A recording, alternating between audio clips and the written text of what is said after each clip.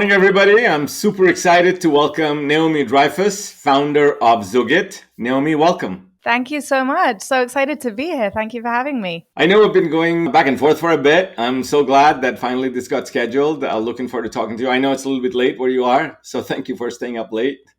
But I'm excited about the conversation. Absolutely. Been looking forward to this. Pleasure to be here. So let's talk a little bit about you and then your company. So if you would like to take a moment to introduce yourself as well as Zugit, I think that'll be great for our audience. Absolutely. Thank you so much. It's lovely to meet anyone who's listening. My name is Naomi. I am the founder and CEO of a company called Zugit. I am a salesperson. I've been doing B2B enterprise SaaS sales for about 10 years now, particularly in the data space, companies like Sisense, BI, and previously to that, alumni, SaaS, and all different kind of platforms. I love working with people, and I'm now building the ecosystem AI system that is basically going to help strategize how companies do channel partnerships. That's pretty awesome. So over the last 10 years, right, SaaS was kind of in the middle of it. I mean, it started about 20 years ago. There's a little blue company here called Salesforce that they began this whole thing with a no software campaign. Yeah. And then the infrastructure evolved. And, the last 10 years, SaaS is pretty much an established category. So tell us a little bit over the last 10 years. Did you sell through channel partners, resellers, or was it a direct experience? How did you go to market? Yeah, it's really interesting. So I'm 32 years old, so I know what I know. I haven't been in it for too long. My first job, I was an account manager in like a digital marketing agency, and then I started looking after clients and it turned into a sales role. And then I moved straight, jumped in the deep end and went into cybersecurity for a bit. And I was selling all of a sudden these things that I had no idea, about that world. And it was really interesting, but I was succeeding when it came to, growing the business for the companies. And it was heavy, boring, kind of, big tech. And then I moved into more like SaaS B2B startup-y places. So I'm actually based in Tel Aviv, the land of startups. And it was very exciting because I got to work at first in a very, very early stage startup, closing the first few POCs and customers, if you remember that stage way back then, which was really exciting. It was actually the first company was an AI tool, and this is like 8 years ago. So people didn't know what that meant. And it was a crazy system back then. Today it's even further. But then I went on to the next role, also doing sales. I'm originally from London, from the UK. So selling to the UK, to Australia, to America, very fun and colorful. And then last, I was working in this BI company called Sisense, which is fantastic. It's a unicorn. And it was the first place where channel partners are used because it's big tech, it's big decision making, there's a lot of data involved. And I started working in several different ways with channel partners, and I was really trying to understand how to leverage them best as a salesperson. It was really tough. It sucked. Every time you move the territory as a salesperson, so you don't only move, BDRs or SDRs, you also move channel partners, and you need to build that relationship with them, learn how to work with them. I just found it exhausting and very complicated, quite frustrating. One day, things were changing in the company, and they said, we're going to be letting go of a lot of salespeople, and we're going to really be growing out our channel partners in certain areas of the world. And I was just sitting thinking to myself, what is happening to direct sales? I better get a hold of things because I'm not going to be around here very long otherwise. And that's kind of where I started this journey. Awesome. So did that lead to Zugit, starting up your own company? Absolutely. So I just was kind of sharing my frustrations with other salespeople in other companies. And I was trying to figure out, how do other places do this thing better? Why am I the only one who has sucky partners to work with? Why am I the only one who it's really annoying working with the partnership team? We don't know, we're not aligned. We're not on the same page. Friends in all companies were like, yeah, that's channel partnerships. It sucks. And I was like, well, it's really annoying because if you have good channel partners, look how far you can go. And then I was trying to find out, what could I bring internally to change how I'm working with channel partners and what can I not change because it's just kind of too complicated.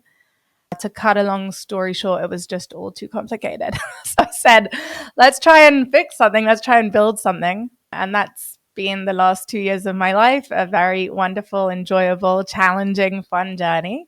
And yeah. So that's amazing. So what does the word Zugit mean? Yeah, so Zugit actually in Hebrew is Zug is a partner. So I'm like on GoDaddy looking for, what's the domain name? What is this thing going to be? And then I was thinking about these partnerships, regular partnerships. No one finds them simple. I don't know anyone of my friends who is married and has never had an outsider come and help them zoom out, take a look at what's going on, and maybe get some tips on how to improve that partnership. So I thought, let's just stick to partnerships. We'll use a different word because there's a lot of partnership words. And also I wanted to kind of be in disguise when it came to the actual partnership word, because where I came from as a salesperson, people didn't love partnerships. If I would come at it as, I'm a changing partnerships and it's all about partnerships and partner channel, like those are the buzzwords that these people were struggling with, including myself. So that's quite amazing. So I want to go back and double click on that, what you just said. Why do you think direct salespeople don't like the partner side of the business or find it challenging? Yeah, well, if I open the number of notes I've written about this late at night, honestly, because it's really, really challenging. It hasn't worked well and it's been complicated. It's been annoying. There's loads of friction. As a salesperson who's experienced working with the wrong partners, you put your deals on the line.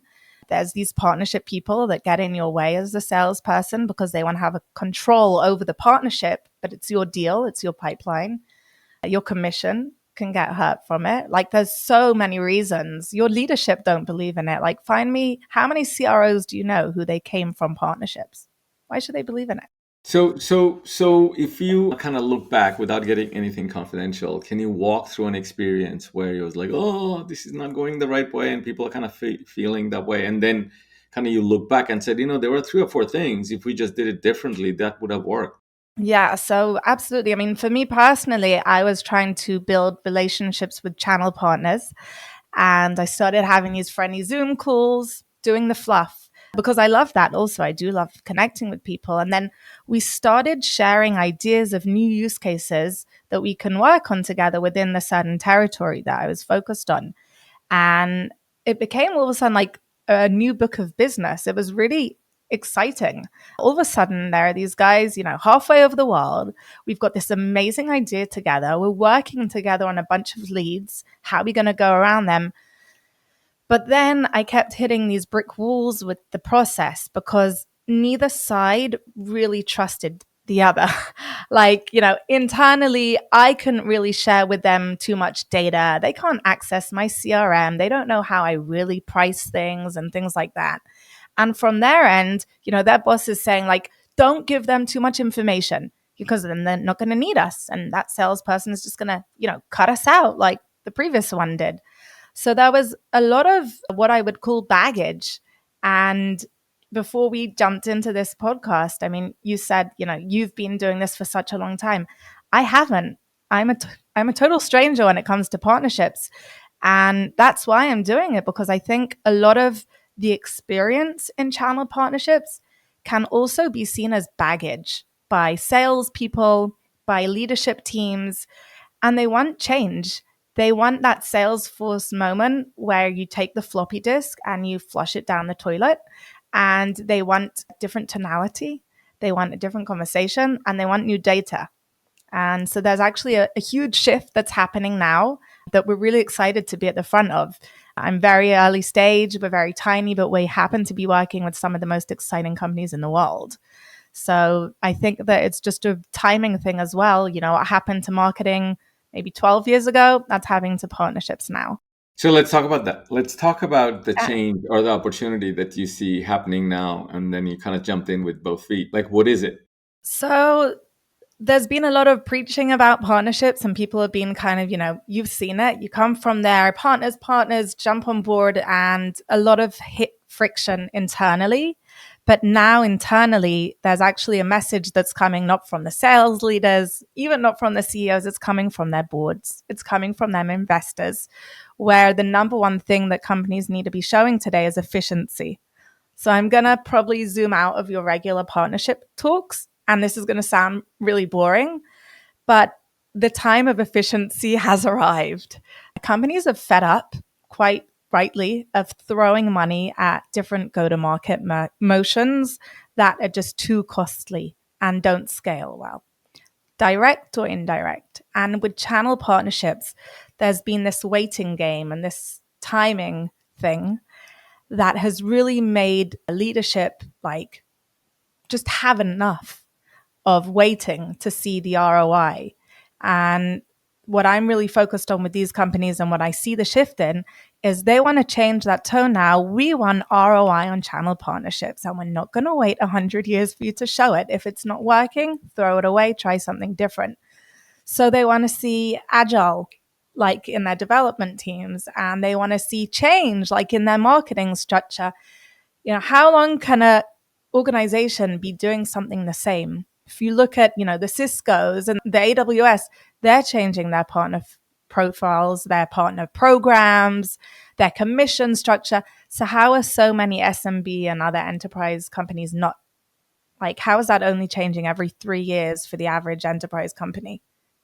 That's very, very slow adapting to the market, adapting to technology. Like, look how much is changing right now. So yeah, that's kind of the change that we're focusing on is coming from, the board. They're saying, guys, why are you not growing with the ecosystem, and why are you not doing it cheaper and faster? So when it comes to that word efficiency, and you kind of alluded to when you get partners because you want to get reach, you want to get coverage, and ultimately you want to get productivity, that you get more sales at a less dollar, right? Yeah. But each of them, I had a boss used to say it takes 9 months to make a baby, but it takes almost, 18, 20, 36 months to get some sort of a functioning channel. So it's a lot of investment up front. So Yeah. do you see younger companies are coming to the market with a mindset like the way they have an R&D budget? Because you build a product, even though there's a notion of MVP that you go build and roll it out 6 months later, but there's a lot of companies stay in stealth mode Yeah. for like year and a half. But do you see that level of patience on the ecosystem build out that the board is taking? So no, different expectations, but different kind of companies. The companies that have been born the last year, they're very different to ones who are born, even 3 years ago. Their leadership team are different, and the speed of their technology is different. So the speed of the go-to-market needs to be as well. We're seeing what's happening with like all these AI, product-led growth companies. I don't think we're really there yet. Like, there's only a few of them who within, 20 days, they've already reached millions in ARR, and they're only 1.5 people. But still, there needs to be something in the speed of the go-to-market as well as internal sales, also in indirect sales. So it's changing a lot. I'm working with some really fun companies who have, these got crazy stories about their valuations in only 5 years.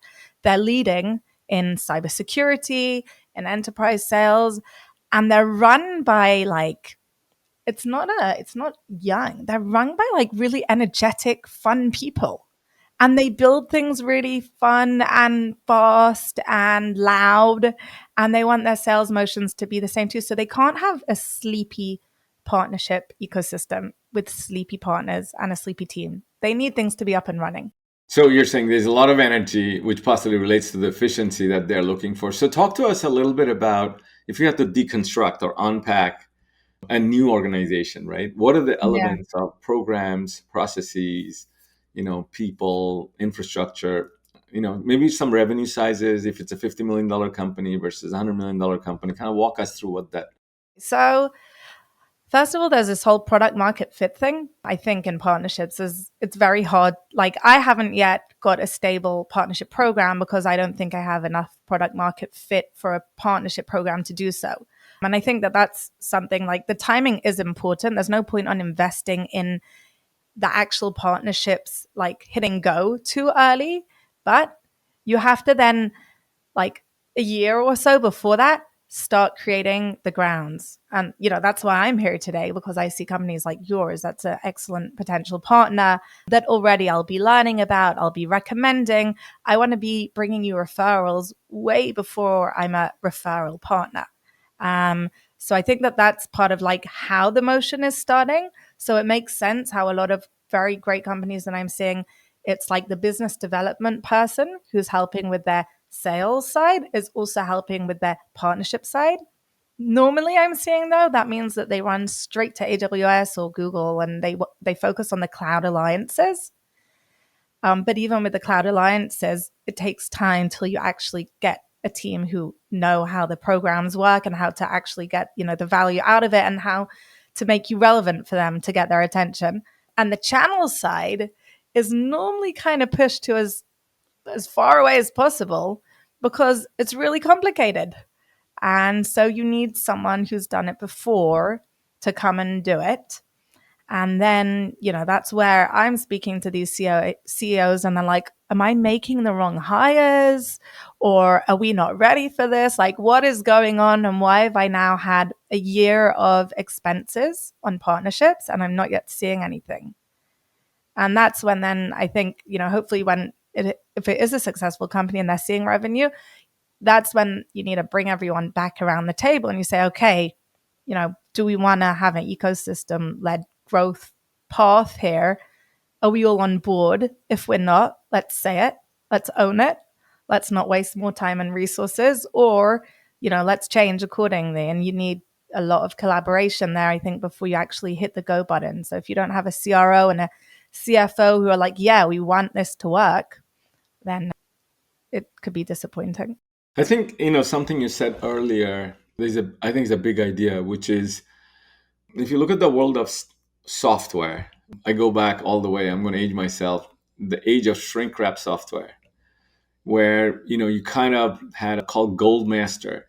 You shipped the final release to the factory where they printed. In the beginning, they were floppies, as you said. Then they made it, CDs. Then we went to DVDs and you manufacture and ship them once a year. That was kind of the motion. And it was not that long ago, like 20 years ago. And what would happen is your product release cycle and your partner development cycle followed that. And it was treated almost like a piece of hardware because hardware took maybe 18 months and software release was every year. So there was Windows 95 release and then Windows 98 release. They were even 3 years apart, right? Then this company called Salesforce, they started to push this whole notion of, software in the cloud. I mean, it was not cloud then, it was application service provider. So what started to happen, and you used a very important word, is that people started to move from this long cycle development from waterfall based, more agile based. Because now that you're in the cloud, you can release features every month, right? So why wait a year? So what happened on the partner side is that the information density suddenly exploded because you went to a sales kickoff, you found out what is being released. You went to a partner kickoff, you found the hardwares are still released that way. But when it comes to software, people talk about roadmap. They don't talk about what's being released at that event. So what has happened, you're absolutely right, is that, on the supply side, things have moved to DevOps and Agile to a short cycle framework. But on the go-to-market side, we still have old rigid system that are tied to annual SKOs, annual partner kickoff, where things don't change as fast as they need to be. And it's very, very rigid. It's painful to hear. It's such a waste of money. Right? So I love the notion. So let's click on that whole notion of, sort of an agile base partner up. So, I was really surprised. I went online. This is about a year ago. I said, let me see what books are out there. And so Jay McBain talks about 70%, $5 trillion in IT and $16 trillion manufacturing flows through the channel. There are 31 books in Amazon. And I was shocked. And half of them, when you read them, you're like, I don't know. I have no idea what I'm going to do with them. So there is a void of execution knowledge. What is partner operations or partner ops in this new age? But there are thousands of books on DevOps, on ML ops, on AI ops, right? Well, I think that, first of all, do we need books? we have podcasts, right? So hopefully this content is going to be helpful to people. If not, I apologize. Today, it might be a good thing that there aren't many books on partnerships, because that might have just made it a bigger gap between partnerships and those other organizations, because of the old ways things ran. It was so much easier to change, how we market. You started using HubSpot, you started sending newsletters, but to start changing your relationship with these companies that you only see twice a year, it's really complicated. One of the most interesting things that we've had until now. So when I started the company about nearly 2 years ago, I started by just interviewing chief channel, head of partnerships. I'm a salesperson. I love doing it. I really enjoyed it, and I continue doing this. And I've now till today met with over 300 US based B2B enterprise companies who have significant channel revenue coming into the company. And once I hit, like, I don't know, maybe number 60, to be honest, because I'm really impatient, I was like, you know what? I've got to change this. Every time I speak to a vendor, I need to speak to a partner. And I started cold calling partners. They were so happy to share what was on their mind. And one of the biggest frustration was in this education that they get from all these different vendors. So, like, who is a partner and why are they not spoken about enough on all of these channel things that we follow? And we have the same news feed, because there's very few people who talk about partnerships. It's a tiny bubble still. It's very easy to break into. So what about the partners? So your regular partner, if they're good, if they're, a regular mid-market channel partner, they're dating not only you as the vendor, but about 4 of your competitors, right? So everyone's there on the shelf. And everyone has these different systems that they need to log their sales process through, which is really annoying as a salesperson. Like, imagine salespeople hate Salesforce, like using it internally. Imagine if you have 10 different systems that every time you need to log your sales process with.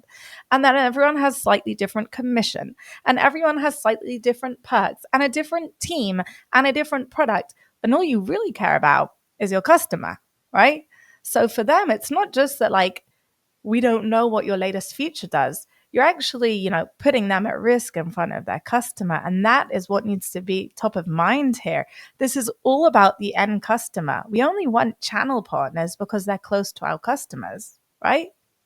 So I think it all comes down to that. And everything that we speak about now, today, but also in general, if the value isn't going to bring the company more, growth via customers, then what is it there for? So are you building something that, instead of providing a portal to the brand, are you providing something to the marketplace where the partners can log in? So what is the idea here? So like version 7 out of 200 was that. So I said, like, we spoke with over 300 companies today. So we've had several different products that we've shown to the market. We've seen the different traction they've got and the different ICP that they attract. And we've really been trying to pinpoint, what it is that we want to focus on. And I think that today, most startups, companies, this is how we start. What happened was, at first, we wanted to have something for the partners to access too.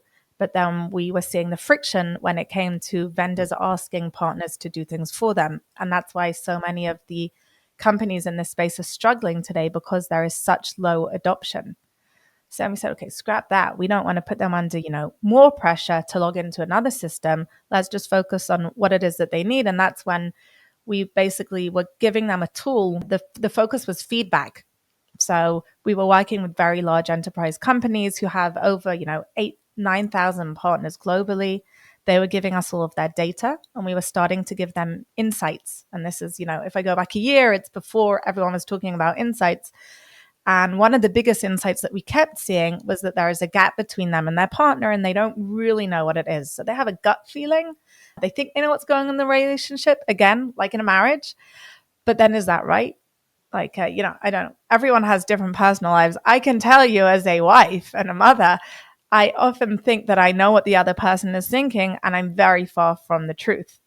So that was happening also in these B2B relationships. And then these channel guys were coming to their, VP channels, or, whoever it was leading it. And they were saying, no, that partner, he's great. Like, we're managing him really well. He's really promising. He didn't perform so well, but we got it there.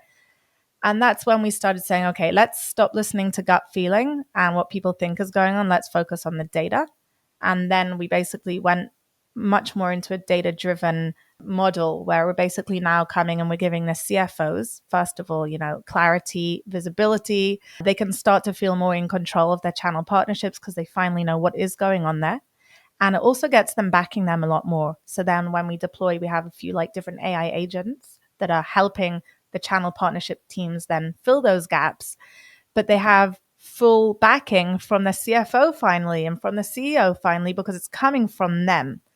And that was like kind of the biggest journey and switch that we've been on. So companies need PR. You need those systems, of course, to actually manage your partners, but they're very limiting if you don't have everyone on board internally. And we want to help you first get that internal buy-in, let them see the opportunity, let them see also the faults, fix it together with them, and then kind of have this process as something that the whole company is leading towards and not just a siloed team on the side.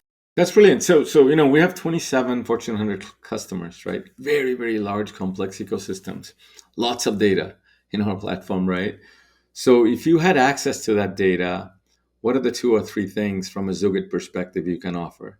Yeah. So first of all, that data is fantastic. There's so much data that they don't have available, these companies, data, for example, on their partners. One of the things that we do for many companies is that we update constantly the information on their partners. Is your partner's company growing or shrinking? Have they pivoted? Are they still there in front of your customer? They might not be your ideal partner profile anymore because they probably changed since 3 months ago when you last checked this. And we kept seeing in amazing companies that the data that they had in the PRM was from when they entered or when they closed this new partnership. But what happened since then? Are they working with your competitors? So that's first, like new data that we're bringing them on the partners themselves. And then there's the competitive data also that we're bringing. So I mentioned before, cybersecurity. A lot of the companies that we're working with now are very hot cybersecurity companies. Many of them are using the same partners. So we're helping them understand, which of your partners are dating your neighbor and what do they like? What do they not like? What can you be doing to understand more? And that third piece that this kind of was all born from, again, in terms of actual product, is the feedback. So feedback when it comes to customers and partners, it's been so hard to get. People are mean when it comes to giving feedback. They have like the attention span of my 3-year-old and they'll just, click it a couple of times and that's it. And then we changed this and we started building this agent, and he's basically working with amazing teams. He's constantly, according to, specific triggers, gathering feedback and conversation with their partners. And then there's like a sentiment analysis, and you're able to actually see what is the current health score on this partner and what are they saying and what do they need. And it's analyzing it. And the AI is seeing this across the board. So it can be in, 800 partners or 2,000 partners, that it's then able to come back and say constantly to the company, what is it that they need today? What should your team be focusing on? Who should they be focusing on? So it's kind of more of the actual strategy, giving the empowerment for channel managers who have been, putting out 500 different fires with very little water to actually know now, where should I focus my efforts today? Who should they be on and what should I be doing?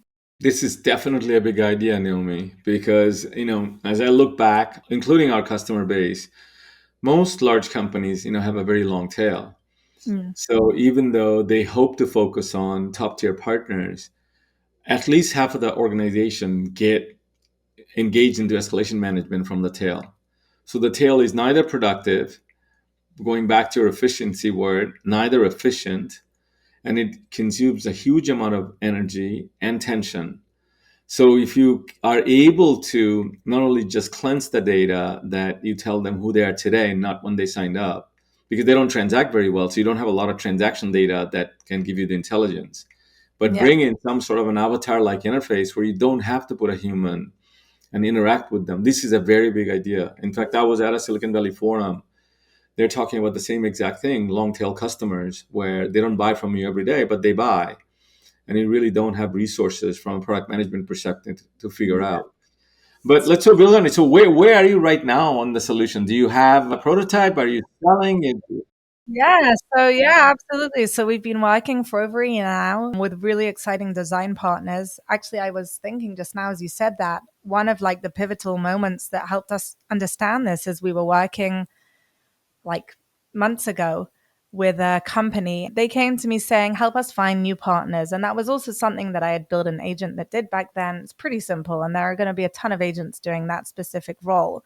But I said, okay, we'll help you get some new partners. And we looked at the data, we analyzed it. The AI said exactly what is that profile. And then it went and found new ones and it started bringing them every day, like 3 new leads or something that it had vetted for them. It was very cool. But then I was playing around on what we had built. And because it's now learning from lots of data of lots of different companies, it's also starting to understand itself. Like, what is an ideal partner profile, not based on your company and what we've taught it to understand, but based on your competitors and that guy, because it's all going into the system.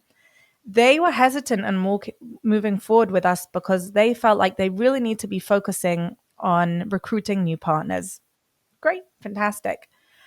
I ran something and I sent them, we just send like these emails basically with like, what is the state of your partnerships? And it showed them that they've actually got within their system over 12,000 partners signed up. This is an amazing company, very successful, and they're driving over 20% of the company's revenue. And they've started with this whole partnership act only within the last 3 years. So it's really successful. Why would they need any help? But only about 800 of those partnerships are actually driving any value for them today. So I said, guys, I'm going to give you a list of our, competitors, other companies. Go and work with them to find new partners. But if you would like to find golden nuggets from within this pool of 12,000 partners, let's work together on that. So of course they kind of stopped, said, stop looking for new partners, find those golden nuggets. What is going on there? And that's just one of the stories. There's another company where we saw, one of the things that we were asking with the AI was like, who sold last year and didn't sell this year for my channel partnerships in a specific territory?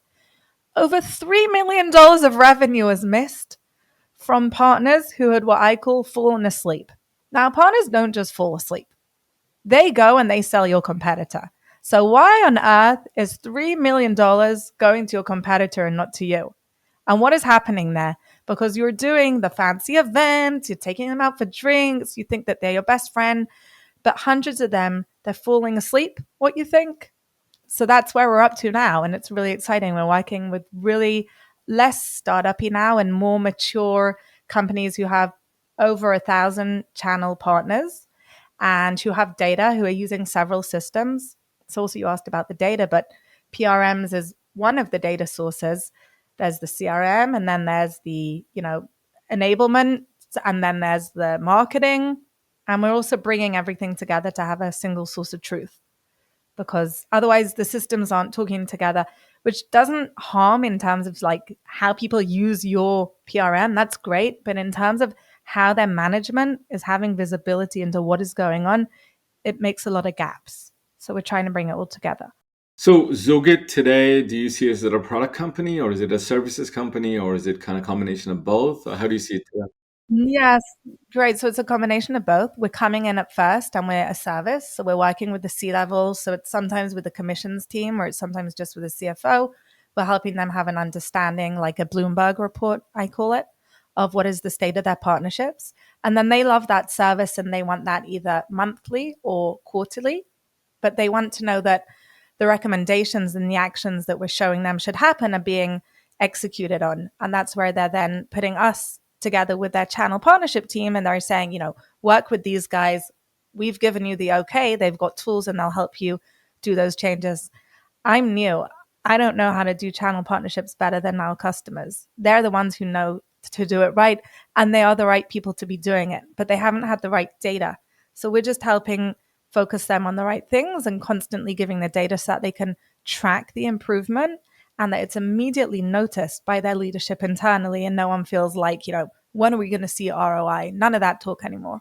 That's brilliant. So let's talk fast forward now, right? Next year.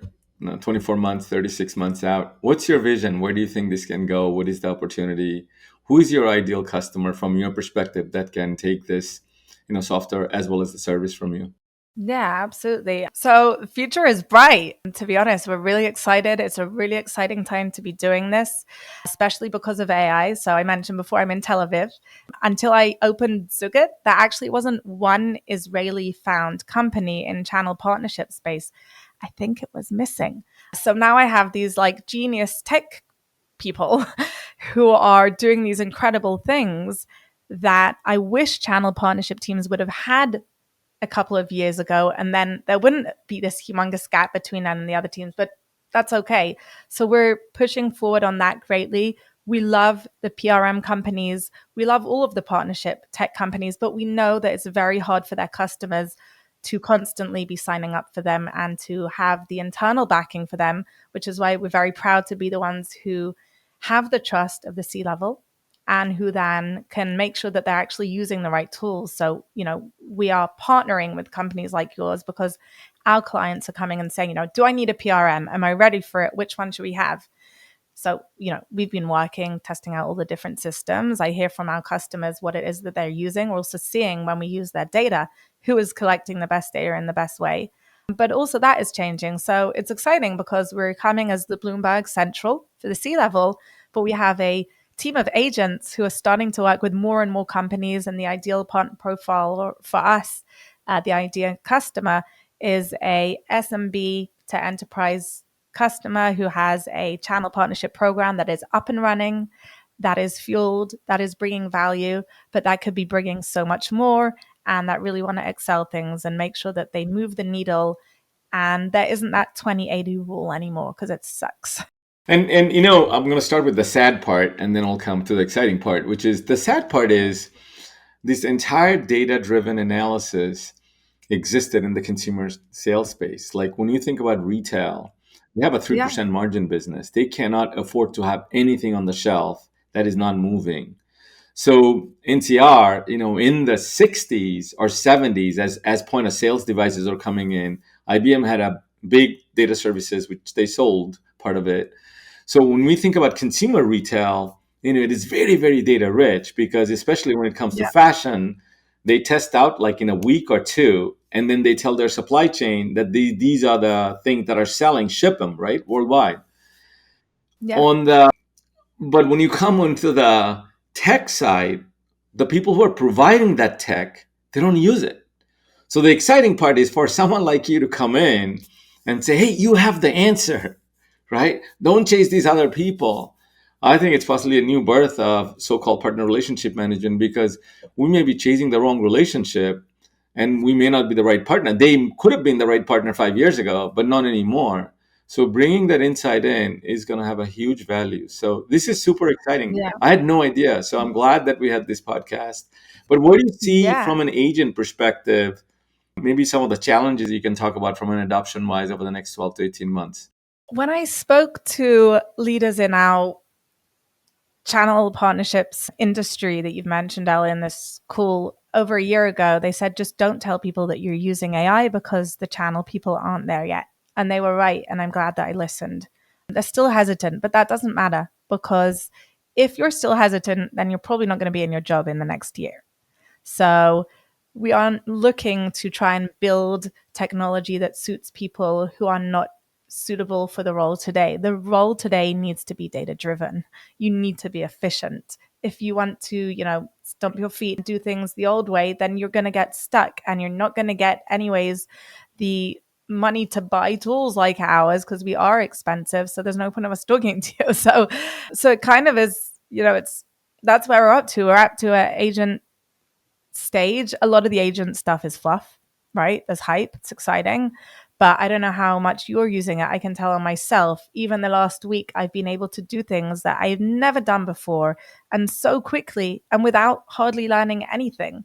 So it's such an exciting time and you can, change so much. One of the biggest insights that we're getting this from is actually from investors. So, as a startup, we've been out there networking with investors, even though we haven't yet gone for institutional funding. But what happened, funnily enough, with them over a year ago is when I met them, they said, "Oh my God, can you talk to our portfolio company?" And our best referral partners are VCs, because they know that their portfolios are struggling to scale and that they're not efficiently growing and that they have struggled in the past when it comes to channel partnerships. So it's coming from them. So, everything's an exciting stage now, that's for sure.